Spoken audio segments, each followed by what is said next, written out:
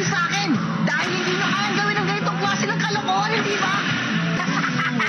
Naruto! Bumalik ka rito! Kailangan parusahan ka sa kalokohan ginawa mo! Ako lang ang may kayang gawin ito dahil ako ang pinakamagaling! Sandali lang, Naruto! Anong ginagawa mo dito sa labas sa oras ng klase? Ay nako, nakakainis! Naruto! May gusto kang sabihin sa akin, sir? Surya! Ililibre kita sa pagkain mamayang gabi. O sige, sir! Gagawin ko po ang lahat para marinis ko ang lahat ng ito! Bakit mo nga ba dinumihan ng mga rebultong yon?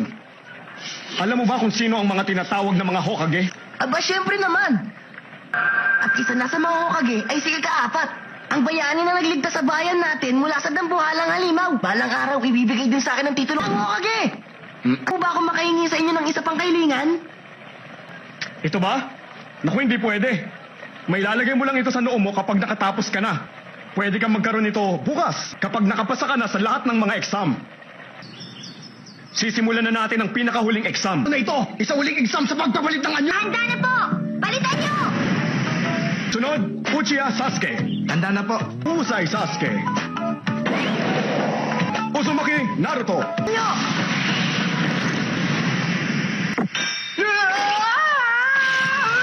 Kalokohan! Hindi kita ipapasa sa klase! Sandali, Teacher Iruka.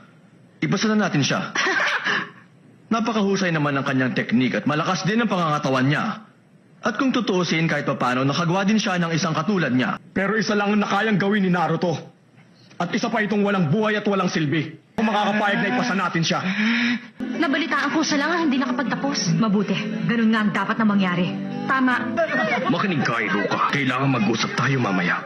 Opo, Master. Lumaki si Naruto nang hindi man lang nakadama ng pagmamahal ng magulang. Wala siyang maisip na ibang paraan upang makakuha ng pansin, kaya sinasadya niyang gumawa ng mga kalokohan. Alam mo, palagay ko, gusto ka lang niyang maging napakagaling. Ang maging napakalakas at napakahusay na mandirigma. Hindi ka pinag-iinitan ni Teacher Iruka. Kung hindi, bakit lagi na lang ako? Dahil katulad mo, isa rin siyang ulila. Ako talagang makapagtapos, Sir Mizuki. May sasabihin ako sa iyong isang napakalaking sikreto. Sikreto? Teacher Iruka, gumising ka! Merong nangyari. Si Naruto, kinuha niya ang kalatas ng mga lihim na kasulatan. Ano? Ang kalatas ng lihim na kasulatan? Sige, basahin ko nga. Ang unang teknik ay ang, Kage Bunshin? Ibalik niyo rito si Naruto ngayon din. Kakalat ko sa buong baryo ang balita at ako mismo ang tatapos sa buhay ni Naruto. Kapag nangyari na yun, mapapasakin na ang kalatas. Nandito ka lang pala. Nahuli rin kita.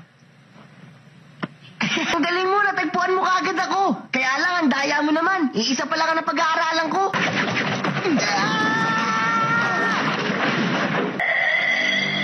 Si Mizuki. Kung ganun, kagagawan mo palang lahat ng ito, Mizuki.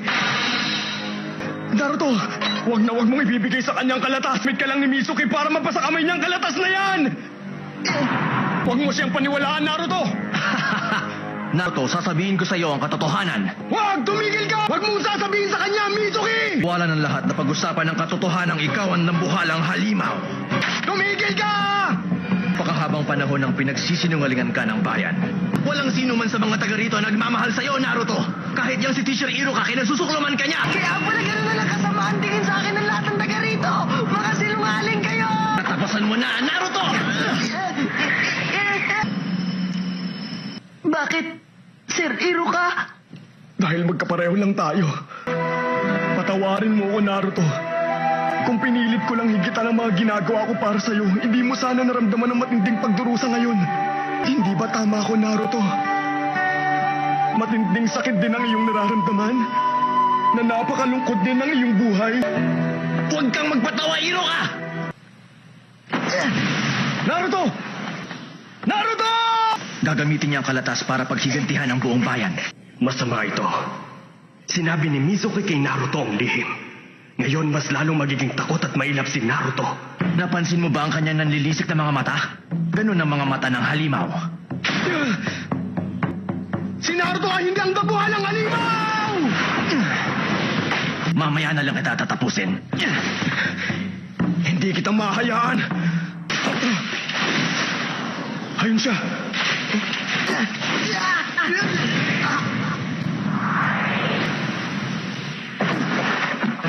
Paano mo nalaman? Paano mo nalaman? Paano mo nalaman na hindi ako si Iroka? Dahil ako si Iroka. Kaya naman pala. Walang imposibleng mangyari sa oras na mapasa kamay ng kahit sino ang kalatas. Pero hindi isang halimaw si Naruto. Siya ay isang... Hindi na siyang dambuhalang halimaw ngayon. Siya na si Uzumaki Naruto ng Hidden Leaf. Ngayon ka na mamamatay!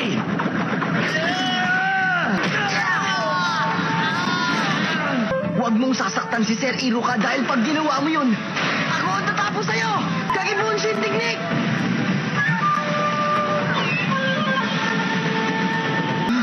Pero paano nangyari to? Anong problema, Mizuki? Ayaw mo kumilos? Kung ayaw mo, ako magsisimula! Duwag ka na!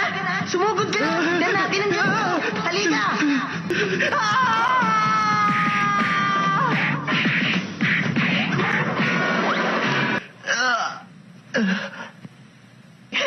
Napasobra yata ang ginawa ko sa kanya! Sir Iruka, ayos ka lang ba? Oo. Naruto, halika sa tabi ko. May isang bagay lang akong ibibigay sa'yo. Naruto, binabati kita. Kahangahangang bata. Maaari nga niyang malampasan pa ang mga nakaraang Hokage. Diba sa inyo kay Naruto? Hindi ko siya nakita! Masama ito! Wala kayong dapat mang ipag-alala ngayon. Babalik na rito si Naruto sa lalong madaling panahon. Sir Iruka! Aray ko, Naruto! Sandali!